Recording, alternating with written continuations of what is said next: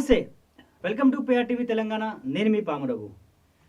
తెలంగాణ వ్యాప్తంగా SLBC project మీద తెలంగాణ వ్యాప్తంగా రాజకీయాలు మొత్తం ఎస్ఎల్బిసి ప్రాజెక్టు మీద జరుగుతూ ఉంది. ఒకచోట ఎమ్మెల్సీ, టీచర్ ఎమ్మెల్సీ ఎలక్షన్ జరుగుతుంది, ప్రచారం జరుగుతూ ఉన్నాయి, రసవత్తరంగా ఎలక్షన్ జరుగుతూ ఉన్నది, పోటాపోటీగా జరుగుతూ ఉన్నది. అటు చూసిన ఉమ్మడి నల్గొండ, ఖమ్మం, వరంగల్, అటు ఇంకోటి రెడ్డిస్ వర్సెస్ బీసీ అనే ఒకటి తీసుకొస్తా ఉన్నారు. రెడ్డిస్ గెలుస్తారా, బీసీలు గెలుస్తారా, మీరా అనుకుంటా రాజకీయ పార్టీలు వాళ్ళ పోటీలు పడుతూ ఉన్నారు. అయితే ఎస్ఎల్బిసి ప్రాజెక్ట్ అనేది ఒక ఉమ్మడి నల్గొండ జిల్లాకి ఒక గుండెకాయ లాంటిది. ఎందుకంటే అక్కడ మొత్తము ఫ్లోరైడ్ ప్రాంతం ఉమ్మడి నల్గొండ జిల్లా అనేది. సో దాని గురించి పట్టించుకోకుండా రేవంత్ రెడ్డి గారు ఎలక్షన్లు అనుకుంటా ఇక్కడ ఆ ప్రచారం అనుకుంటా, ఈ ప్రచారం అనుకుంటా, ఢిల్లీకి అనుకుంటూ తిరుగుతూ ఉన్నారు. అసలు ఎస్ఎల్బిసి ప్రాజెక్ట్ అంటే ఏంటి అనేది మీకు మన పిఆర్టీవీ తరపున క్లుప్తంగా వివరించే ప్రయత్నం చేస్తా. సో దయచేసి మిత్రులారా, పిఆర్టీవీ తెలంగాణ ఇది మన ఛానల్ సబ్స్క్రైబ్ చేసుకునే వాళ్ళు దయచేసి పిఆర్టీవీ తెలంగాణ మన ఛానల్ సబ్స్క్రైబ్ చేసుకోండి. ఎందుకంటే డైలీ ఒక వీడియో వస్తుంది మీకు. తెలంగాణ రాష్ట్ర వ్యాప్తంగా జరుగుతూ ఉన్న రాజకీయ పరిణామాల గురించి కానివ్వండి, ఈ కాంగ్రెస్ పార్టీ చేస్తున్న దుర్మార్గమైన పనుల గురించి కానీ ప్రతి ఒక్కటి మీకు చూపించే ప్రయత్నం చేస్తా, మీకు ఎవిడెన్స్తో సహా బయటపెట్టే ప్రయత్నం చేస్తా. SLBC Srisailam left bank canal, Srisailam left bank canal ఈ ప్రాజెక్టు వచ్చింది 1983లో. 1983లో అది ఎవరు స్టార్ట్ చేసిండ్రు? ఏదైతే మన చెన్నారెడ్డి గారు అప్పటి ముఖ్యమంత్రి వర్యులు ఉండేనో అప్పుడు ఈ ఉమ్మడి నల్గొండ ఏదైతే ఫ్లోరైడ్ జిల్లా ఏదైతే ఉన్నదో అక్కడ ప్రజలు పడుతున్న బాధలు, అక్కడ ఏదైతే కెమికల్ ఫ్యాక్టరీస్ కానివ్వండి, అక్కడ ఫ్యాక్టరీస్ ఏవైతే ఏ ఫ్యాక్టరీస్ అయినా కానివ్వండి, అక్కడ ఫ్యాక్టరీస్ ద్వారా అక్కడ నీళ్లు తాగలేని పరిస్థితులు ఉన్నప్పుడు అక్కడ ప్రజల గురించి అని అక్కడ వాళ్ళు తాగుతున్న నీళ్లు వాళ్ళకు అంగవైకల్యం కానివ్వండి, లేకపోతే కాళ్ళు చేతులు కానివ్వండి, ఇవన్నీ కొంచెం పుట్టిన పసిబిడ్డ కానించల్లే వాళ్ళకు ఇవన్నీ తేడా కనిపిస్తూ ఉన్నాయి.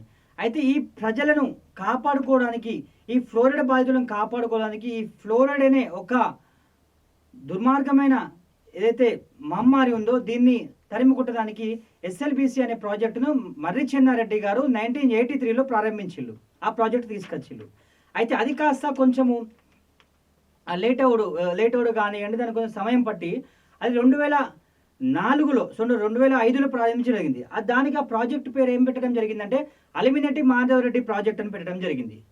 అలిమినేటి మాధవరెడ్డి ప్రాజెక్ట్ అని 2005లో పెట్టడం జరిగింది. ఆ 2005లో శంకుస్థాపన చేసిన తర్వాత 2007 నుంచి స్టార్ట్ చేసిండు. వాస్తవానికి ఈ ప్రాజెక్ట్ లెంత్ ఏంటంటే మొత్తం 44 కిలోమీటర్లు. ఇది అలిమినేటి మాధవరెడ్డి ప్రాజెక్ట్ అని, ఇది యాక్చువల్లీ ఎస్ఎల్బిసి ప్రాజెక్ట్ అనమాట. దీని ప్రాజెక్టు ఖరీదు అంటే దీని బడ్జెట్ ఎంత అంటే అక్షరాల 4,600 కోట్లు. 4,600 కోట్లు. ఇది ఏదైతే మొత్తం ప్రాజెక్టు ఏదైతే ఉంది కదా, ఈ మ్యాప్ మొత్తము 3 లక్షల ఎకరాలు. ఇదంతా మొత్తం 3 లక్షల ఎకరాల మొత్తము ఈ యొక్క ప్రాజెక్టుతోని ఈ 3 లక్షల ఎకరాలు బాగుపడతాయి. ఈ 3 లక్షల ఎకరాలు ఉన్న ప్రజలు వీళ్ళు ఏదైతే ఫ్లోరైడ్ ప్రాంతాలు ఉన్నాయో ఇవన్నీ బాగుపడే ప్రాజెక్ట్ ఇది. ఇది శ్రీశైలం ప్రాజెక్టు, శ్రీశైలం డ్యామ్. ఈ శ్రీశైలం డ్యామ్ ఇక్కడి నుంచి స్టార్ట్ చేస్తే టనల్ 1 నుంచి తీసుకుంటే 43 ఇక్కడి నుంచి మొత్తం 43 కిలోమీటర్ల ప్రాజెక్ట్ ఇది. ఈడి నుంచి స్టార్ట్ చేస్తే డిండి ప్రాజెక్ట్ వరకు మొత్తము 43 కిలోమీటర్లు ఈడి నుంచి. ఏది ఇక్కడ అమ్రాబాద్ ఏదైతే మన ఏపీ మన అచ్చంపేట, మన్నూరు, అమ్రాబాద్ ఉందో దానికి ఉన్న కృష్ణా రివర్ మధ్యలో ఉంటుంది. ఇది ఇక్కడి నుంచి స్టార్ట్ చేసుకుంటూ పోతే ఇక డిండికి వచ్చేసి డిండి నుంచి వెళ్ళి దేవరకద్ర నుంచి మల్లెంపల్లి నుంచి స్టార్ట్ అయ్యి గూడిపల్లి నుంచి వెళ్ళి పోడుకుంటే నాంపల్లి, ఇటు చందూరు రాకపోతుంది. ఓకే, ఇటు నుంచి వెళ్ళి ఇది లోవర్ కెనాల్ నుంచి వెళ్ళి పెద్ద ఊర నుంచి వెళ్ళి అనుముల నుంచి వెళ్ళి ఇటు పోకుండా కుక్కాడం, వేములపల్లి, మిర్యాలగూడ, ఇటు లాస్ట్ మూసీ రివర్ నుంచి వెళ్ళి ఇది పక్క పెట్టుకుంటే తిప్పర్తి నుంచి వెళ్ళి నకరేకల్ నుంచి వెళ్ళి మూసీ డ్యామ్, మూసీ డ్యామ్ మీద శాలిగౌరవరం నియర్ బై అటు జనగాం జిల్లా, నియర్ బై జనగాం ఆలేరు శాలిగౌరవరం ఏదైతుందో అక్కడ రాక, ఇటు పోతే భువనగిరి చిట్యాల దాకా, ఇది మొత్తం ఏదైతే ఉమ్మడి నల్గొండ జిల్లా ప్రాంతం ఏదైతుందో ఈ ఉమ్మడి నల్గొండ జిల్లా ప్రాంతం, ఉమ్మడి నల్గొండ జిల్లాకు సంబంధించింది ఇది ఎస్ఎల్బిసి ప్రాజెక్టు. ఈ ఎస్ఎల్బిసి ప్రాజెక్టులో 4,600 కోట్ల ఈ ప్రాజెక్టుకు సంబంధించి 1983లో ఏదైతే ప్లానింగ్ మర్రి చెన్నారెడ్డి గారు తీసుకొచ్చిన తర్వాత నారా చంద్రబాబు నాయుడు గారు ఆధ్వర్యంలో అప్పుడు స్టార్ట్ చేస్తామన్న తర్వాత అప్పుడు కుదరకపోతే దివంగత నేత డాక్టర్ వైఎస్ రాజశేఖర రెడ్డి గారు ముఖ్యమంత్రి అయిన తర్వాత 2005లో దానికి శంకుస్థాపన చేసి 2007లో ప్రాజెక్ట్ స్టార్ట్ చేసిళ్ళు 43 కిలోమీటర్లు. ఆడ స్టార్ట్ చేసిన వాడికి ఇప్పటి వరకు అప్పుడు స్టార్ట్ చేసిన కాంచెల్లి ఇప్పటి వరకు కూడా 43 కిలోమీటర్లు కూడా 43 కిలోమీటర్లు కదా మొత్తం అప్పటి నుంచి కదా, మొత్తం 43 కిలోమీటర్లు అప్పటి నుంచి ఇప్పటి వరకు ఇంకా ప్రాజెక్ట్ పూర్తి కలదు. అంటే 4,600 కోట్లు. అంటే 5 సంవత్సరాల నుంచి ప్రభుత్వం చేంజ్ అయిపోయింది, ప్రతి సంవత్సరం బడ్జెట్ పడుతూనే ఉంటుంది. మరి ఎన్ని సంవత్సరాల కాంచెల్లి దగ్గర 20 సంవత్సరాలు కావాల్సి వస్తుంది. 20 సంవత్సరాల నుంచి వెళ్ళి దీనికి వచ్చిన బడ్జెట్ ఏదైతే ఈ ప్రాజెక్టుకు వచ్చిన ఏదైతే బడ్జెట్ ఉంటా ఉన్నదో ఈ బడ్జెట్ ఎవడు మింగుతా ఉన్నాడు, ఎవడు దారి మళ్ళిస్తూ ఉన్నాడు? డాక్టర్ వైఎస్ రాజశేఖర రెడ్డి గారు 5 సంవత్సరాల పరిపాలన చేసిండు, అప్పుడు పూర్తి కాలేదు. అటు ఏమున్నా రాయలసీమకు కానివ్వండి, లేకపోతే అటు ఆంధ్రప్రదేశ్ కానీ మొత్తం తెలంగాణకు అన్యాయం తీసుకుపోయిండు. దాని తర్వాత రోషయ్య గారు తర్వాత నల్లరి కిరణ్ కుమార్ రెడ్డి గారు. మరి వీళ్ళు ఎంత తీసుకున్నారో వీళ్ళు ఎంత దారి మళ్ళించారో తెలియదు. దాని తర్వాత తెలంగాణ ప్రభుత్వం ఏర్పడిన తర్వాత కేసీఆర్ గారి చెరువుతోని తీసుకొని వాళ్ళు వాస్తవానికి ఏంటంటే ఈ ప్రాజెక్టు కేసీఆర్ గారు ముఖ్యమంత్రి అయిన తర్వాత ప్రపంచంలోనే 2 విధాలుగా ఉంటాయి. 2 విధాలుగా ఈ ప్రాజెక్టు ఏదైతే పూర్తి చేస్తారో ఈ కెనాల్ నుంచి ఈ దిండి ప్రాజెక్ట్ ఉందా, ఈ దిండి ప్రాజెక్ట్ నుంచి వెళ్ళి ఒకటి శ్రీశైలం డ్యామ్ నుంచి ఏదైతే స్టార్టింగ్ కెనాల్ ఉంది కదా ఇక్కడ నుంచి వెళ్ళి టన్నెల్ 1 నుంచి వెళ్ళి తీసుకుంటే ఈడి నుంచి వెళ్ళి టన్నెల్ 2 ఉంది కదా, టన్నెల్ 1 నుంచి వెళ్ళి టన్నెల్ 2 నుంచి వెళ్ళి 2 మిషన్స్ పంపిస్తారు. అంతేనా? 2 మిషన్స్ పంపిస్తారు. ఈ 2 మిషన్స్ కాస్త ఈ మధ్యలోకి వచ్చిన తర్వాత, ఎందుకంటే దీనికి ఇక్కడ నుంచి లేట్ అవుతుంది, ఇక్కడ నుంచి లేట్ అవుతుంది ఒక సైడ్ నుంచి వెళ్ళి, కాబట్టి ఈ 2 సైడ్ నుంచి పెద్ద పెద్ద మషిన్స్ పంపించేసినాక ఒక టన్నెల్ లాగా ఒక పెద్ద సొరంగం ఏర్పడిన తర్వాత మళ్ళీ ఆ మషిన్స్ తీయలేం కాబట్టి అక్కడ లోపల ఉన్న పార్ట్స్ ఎప్పేసేస్తారు. ఎందుకు? ఇబ్బంది కాకుండా, మళ్ళీ ఎవరికి ఇబ్బంది కాకుండా.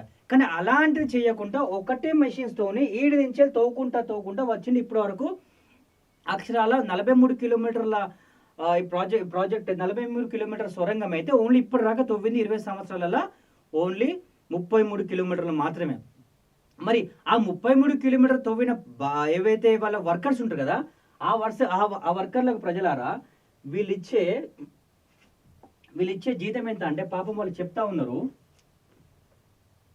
ఇంకో వాళ్ళు ఏదైతే ఇక్కడ వర్క్ చేసే వాళ్ళు ఎవరు? జార్ఖండ్, యూపీ, బీహార్. ఇక్కడ వాళ్ళు మాత్రమే అంత కష్టమైన పని చేస్తారు, అంత అడ్డగోలు చాకరీ చేస్తూ ఉంటారు. మరి వీళ్ళు చేసే పని అంత పెద్ద సొరంగం 20 సంవత్సరాలు తవ్వుకుంటా పోతా అంటే వీళ్ళకి ఇచ్చేది ఎంత జీతము? ఎస్ఎల్బిసి టన్నెల్ కార్మికుల బాధలు వర్ణాంతికం. గొడ్డు చాకరీ చేపించుకొని 600 కూలి మాత్రమే ఇస్తున్నారు అంటూ ఎస్ఎల్బిసి కార్మికుల ఆవేదన. రోజుకు 10 గంటలు గొడ్డు చాకరీ చేయించుకొని కేవలం 600 కూలి మాత్రమే ఇస్తున్నారు. ప్రమాదం ఉందని తెలిసినా మళ్ళీ మట్టి తొలగించడానికి రమ్మని పిలుస్తున్నారు. మేము లోపలికి వెళ్ళాక మళ్ళీ టన్నెల్ కూలితే మా పరిస్థితి ఏంటి? 3 నెలలుగా కూలి ఇవ్వట్లేదు. అడిగితే ఇష్టం ఉంటే చేయండి, లేకపోతే మానేయండి అంటున్నారు. ఇది ఎస్ఎల్బిసి ఎవరైతే కార్మికులు ఉన్నారో అక్కడ ఎవరైతే వర్క్ చేస్తూ ఉన్నారో వాళ్ళ పరిస్థితి ఇది. ఇంత అగమ్య గోచరంగా మారింది. వాళ్ళ పెళ్ళాం పిల్లలను వేసిపెట్టి, వాళ్ళ ఫ్యామిలీని వేసిపెట్టి, కుటుంబాన్ని అక్కడ వేసిపెట్టేసి పాపం రోజువారీ కూలి లేక 600 రూపాయల కూలి గురించి అని వీళ్ళు అక్కడ గొడ్డు చాకరీ చేస్తూ ఉంటే వీళ్ళ ప్రాణాలు తెగించి మరి అంటే లోపలికి వీళ్ళు పంపిస్తూ ఉన్నప్పుడు అక్కడ లోపల ఎలాంటి అక్కడ ఒక గాలి ఉండదు, ఏముండదు. మొత్తం అక్కడ మొత్తం మట్టి ఇది బురద ఉంటుంది, మొత్తం నీరు పాకురై ఉంటుంది మొత్తం. అంటే ఇంత గొడ్డు చాకరీ చేస్తూ ఉన్నా కూడా కనీసం వీళ్ళకి ఒక సేఫ్టీస్ కూడా లేకుండా, ఒక సేఫ్టీ నామ్స్ కూడా పాటించకుండా వీళ్ళ ఆరోగ్యం ఇలాంటి వీళ్ళకి ఏమన్నా పాలసీ ఇచ్చిల్లా? వీళ్ళ కుటుంబానికి ఏమన్నా రక్షణ కల్పిస్తూ ఉన్నారా? వీళ్ళు చనిపోతే ఒకవేళ ఇప్పుడు అక్కడ దగ్గర 8 మందో 9 మందో అక్కడ ప్రాజెక్ట్లో ఇరుక్కున్నారు. అక్కడ ఇరుక్కున్నాక ఇప్పుడు చనిపోయారు నాకు తెలిసి 72 గంటలు అవుతుంది. 72 గంటలు ఎవరు బతుకుంటాడు ఆ బురదల. అక్కడికి పోయినాక ఈ మంత్రి ఇంకో ఈ చూడండి కోమటిరెడ్డి వెంకరెడ్డి ఏం మాట్లాడుతా ఉన్నాడో నాకు అర్థం కాదు. కానీ ఆడికి పోయినాక వాటర్ బాగా వస్తున్నది, మడ్ ఈ కూలిపోయిన మడ్ అంతా కలిసే వరకు వాటర్ నీళ్ళు కలిసే వరకు వాటర్ నీళ్ళు కలిస్తాయంట. కోమరెడ్డి గారు మరి మీరు ఇక్కడ ఏ హౌస్లో ఉన్నారు, ఎక్కడ ఉన్నారు, ఏం చేస్తారు నాకు అర్థమవట్లేదు. కానీ మీకేం పని బ్రదర్ అక్కడ నాకు అర్థమవుతుంది. కానీ మీరు సినిమాటోగ్రఫీ మినిస్టర్, మీరు సినిమాటోగ్రఫీ మినిస్టర్ అయి ఉండి మీరు ఎక్కడో హైదరాబాద్ ఉండి మీ పని మీరు చూసుకోవాలి. కానీ నువ్వు ఎందుకు పోయినా నాకు అర్థమవుతుంది. కానీ సరే ఓకే, నీ ఉమ్మడి నల్గొండ జిల్లా గురించి అని ఆ ప్రాజెక్ట్ ఉన్నది కావచ్చు, అంత మాత్రాన్ని ఇరిగేషన్ మినిస్టర్ ఉత్తమ్ కుమార్ రెడ్డి గారు పోవాలి. కానీ అక్కడికి నీ పనేంది, నీ పని నువ్వు చూసుకో. అసలుకే నీ పైన మొత్తం చాలా అంటే చాలా ఆరోపణలు వస్తూ ఉంది. అసెంబ్లీలో కూడా హరీష్ రావు గారు నీ మీద ఒక ఆరోపణ చేసిండు. ఏమని, ఇక్కడికి వచ్చే ఎవరైతే మంత్రులు గారు ఉన్నారో, మంత్రులు కానీ సభ్యులు కానీ ఎవరు ఉన్నారో ఫస్ట్ వాళ్ళకి డ్రంక్ అండ్ డ్రైవ్ టెస్ట్ చేయమని చెప్పిండు. ఎందుకు పిచ్చి పిచ్చి కూతలు కూస్తూ ఉన్నావు మంత్రి గారు నాకు అర్థం అవ్వట్లేదు. ఎందుకు పిచ్చి పిచ్చిగా మాట్లాడుతూ ఉన్నావు, సోయుండి మాట్లాడుతున్నావు, సోయుడుగా మాట్లాడుతున్నావు. అక్కడ ప్రజలు అక్కడ పాపం వాళ్ళు అక్కడ చనిపోతూ ఉన్నారు, వాళ్ళ ప్రాణాలు పోయి అక్కడ వాళ్ళు బతుకున్నారో లేదో తెలియదు, వాళ్ళ కుటుంబాలు ఆగమాగం అవుతా ఉన్నారు. అక్కడ ఆడ పోయి నీళ్లు వాటర్ ఒకటేనే అక్కడ మట్టి కూరుకుపోయింది. కూడా ప్రాజెక్ట్ మేనేజర్ ఆయన ఫోన్ రింగ్ అయింది. ఇప్పటి వరకు ఆయన ఫోన్ చేస్తే రింగ్ అవుతుంది. ఆయన వాళ్ళ వైఫ్తో మాట్లాడి ఇదే నెంబరు 22 మార్నింగ్ కూడా ఇదే నెంబర్తో మాట్లాడిందని చెప్పి ఇప్పుడు మన స్విచ్ ఆఫ్ అయింది. ఇంతకు నేను నా ఫోన్లోకి వెళ్ళి లింక్ చేసినాం, రంగనాథ్ గారు చేసాను. లొకేషన్ చూస్తే అక్కడ మన టనల్ సైడే చూపిస్తున్నాం. మన ఇప్పుడు ఈ ఉన్న టన్నెల్ టన్నెల్ సైడ్ చూపిస్తా ఉన్నారు. నీకేం పని అర్థం కాదు. కానీ అక్కడ ఎవరికి ఫోన్ చేసినావు, ఎవరు ఫోన్ చేసి నీకేమైంది. కానీ ఇప్పుడు అడుగుతా ఉన్నా ప్రజలారా, ఇంత జరుగుతూ ఉన్నా కూడా ఇంత ఎస్ఎల్బిసి మొత్తం ప్రపంచం మొత్తం కానివ్వండి, భారతదేశం మొత్తము ఎస్ఎల్బిసి తెలంగాణ వ్యాప్తంగా తెలంగాణలో ఉన్న ఎస్ఎల్బిసి ప్రాజెక్టులో ఉన్న చిక్కుకున్న అక్కడ కార్మికుల వైపు చూస్తూ ఉంటే, తెలంగాణ వైపు చూస్తూ ఉంటే ముఖ్యమంత్రి గుంపు మేస్త్రి ఎమ్మెల్సీ ప్రచారంలో తిరుగుతూ ఉన్నారు. ఎమ్మెల్సీ ప్రచారం తిరుగుతూ ఉన్నారు. కొంచెమైనా సిగ్గుండాలి రేవంత్ రెడ్డి గారు, మీకు కొంచెమైనా సిగ్గుశరం ఉండాలి మీకు. ఏమేం దద్దమ్మ పనులు ఏం చేస్తూ ఉన్నావు? నీకేమైనా తలకాయ తిరుగుతుందా, లేక మెదడేమైనా తలకాయలో ఉందా, లేకపోతే ముఖాల జారిపోయిందో నాకు అర్థమవుతలేదు. కానీ అక్కడ పాపం కార్మికులు ఎక్కడి నుంచో వచ్చి వలస కూలీలు అక్కడ వచ్చి అక్కడ ప్రాణాలు వాళ్ళు కోల్పోతూ ఉంటే నువ్వు పోయి ఆల్ఫోర్స్ నరేందర్ రెడ్డి అని అంటారు, ఆల్ఫోర్స్ నరేందర్ రెడ్డి గురించి నువ్వు ప్రచారం చేస్తూ ఉన్నావు. అసలు ఒక విషయం అడుగుతాను, నువ్వు పోయేది ఎక్కడి, నువ్వు పోతున్నది ఎక్కడికి?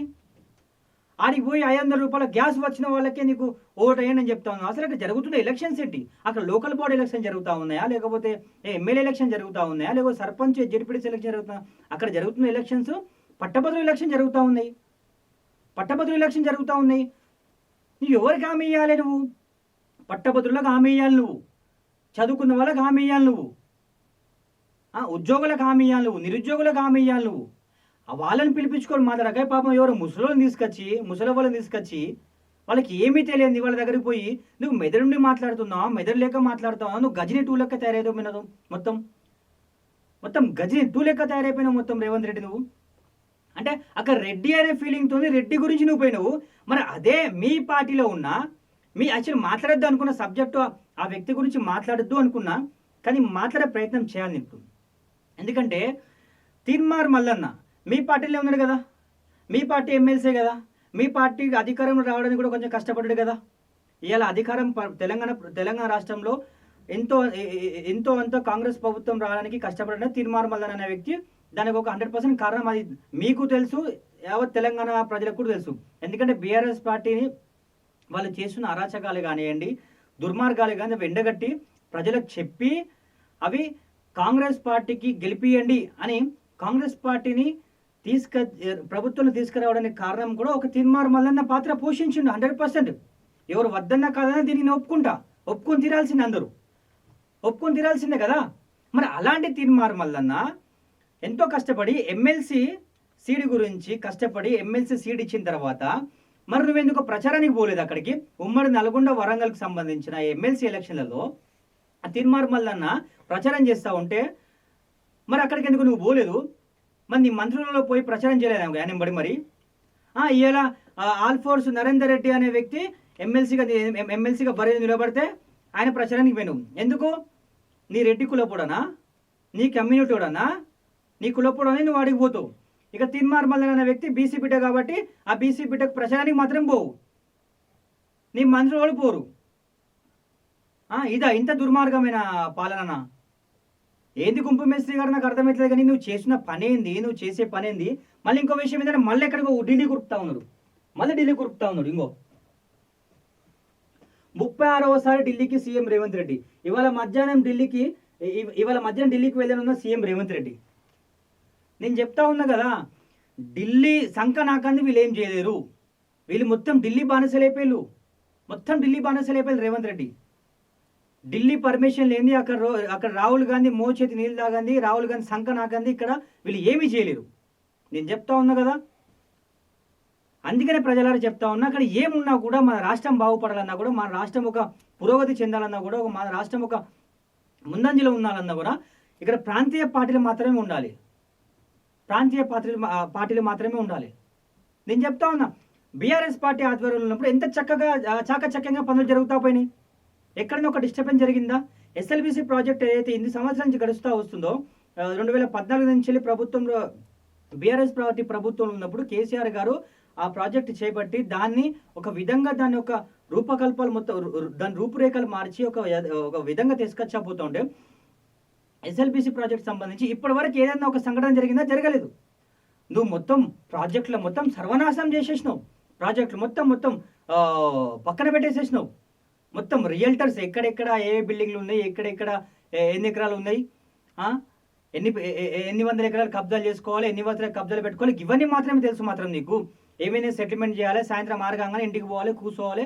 ఎవడరా ఆ బిల్డర్ ఎవడరా, ఈ బిల్డర్ ఎవడరా, ఆ రియల్టర్ ఎవడరా, ఈ రియల్టర్ పిలుడరా బై, ఇంతే తప్ప ఎక్కడ కూడా ఒక ప్రాజెక్ట్ ఎక్కడ ఉన్నది, ఏ చెరువు ఎక్కడ ఉన్నది, ఏ చెరువుల ఎన్ని నీళ్లు ఉన్నాయి, ఎన్ని నీళ్లు పారుతా ఉన్నాయి, ఆ చెరువులో ఉన్న నీళ్లు ఎన్ని ఎకరాలకు పారుతా ఉన్నాయి. ఈ ఎస్ఎల్బీసీ ప్రాజెక్టు పూర్తి చేసి ఉమ్మడి నల్గొండ జిల్లాకు ఒక ప్రజలు ఫ్లోరైడ్ తిప్పలు తప్పుతాయి, అక్కడ ప్రజలు బాగుపడతారు, ఆ నీళ్ళ అవస్థ పోతుంది అని ఒక చిత్తశుద్ధి లేకుండా దద్దం వేషాలు ఎందుకు వేస్తా ఉన్నారు రేవంత్ రెడ్డి? నువ్వు నాకు అర్థం కాదు. కానీ ఎప్పుడు చూడు పొద్దుగాలైతే ఏదో ఒకటి అని నాకు అర్థం కాదు. కానీ రేవంత్ రెడ్డి, నువ్వు ఉన్న స్థాయికు, నువ్వు ముఖ్యమంత్రి స్థాయి, నీ స్థాయి ఏంది, నువ్వేంది? నువ్వు పోయి నారాయణపేటలో ఒక పెట్రోల్ బంక్ ఓపెన్ చేస్తావా? కొంచెం ఇంగిత జ్ఞానం ఉందా నీకు? నాకు అర్థమట్లే. కానీ నువ్వు ఓపెన్ చేయాల్సింది, నువ్వు ఓపెన్ చేస్తున్నావేంది? ఒక ప్రభుత్వ ప్రాజెక్టులు కట్టాలి, ఒక ప్రభుత్వ స్కూళ్ళ మీద దృష్టి పెట్టాలి, నువ్వు ప్రభుత్వ సంస్థల మీద దృష్టి పెట్టాలి.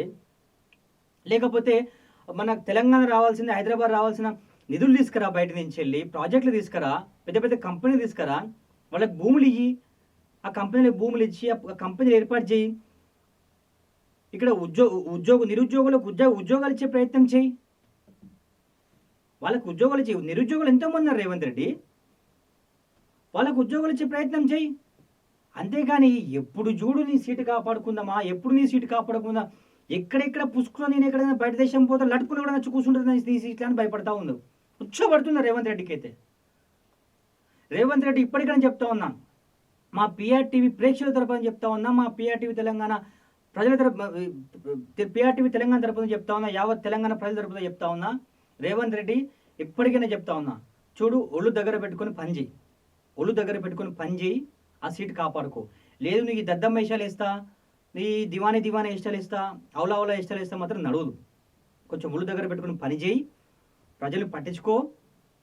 ఎందుకంటే నువ్వు ఇట్లనే గాలికి వదిలేసినావు అనుకో, అన్ని ప్రాజెక్టులు తెలంగాణ గాలికి వదిలేసి నీ రియల్టర్ పని చేసుకుంటా, నీవు బిల్డింగ్లు కట్టుకుంటా, ఏదో వేసుకుంటా, వెంచర్లు వేస్తా అనుకుంటా పోతుకుంటా మాత్రం ఎవరో ఒకరు మంత్రి వచ్చి నీ సీటు మీద కూర్చుంటారు. నీ సీటు కింద మంచిగా ఏదో ఒకటి పుల్లబెట్టి పక్క జరిపే ప్రయత్నం చేస్తారు.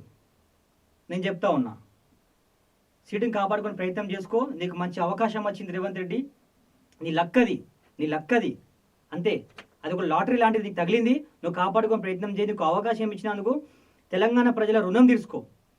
నువ్వు తెలంగాణ ప్రజలు రుణం తీసుకుంటావా? ఆ ప్రజలు అంటా ఉన్నారు, అక్కడ రేవంత్ రెడ్డి ఎక్కడ కనబడితే అక్కడ చెప్పు తీసుకొని కొట్టాన్ని అని అంటా ఉన్నారు. నేనంటే వాళ్ళు అనే విషయం నీకు చెప్తా ఉన్నా.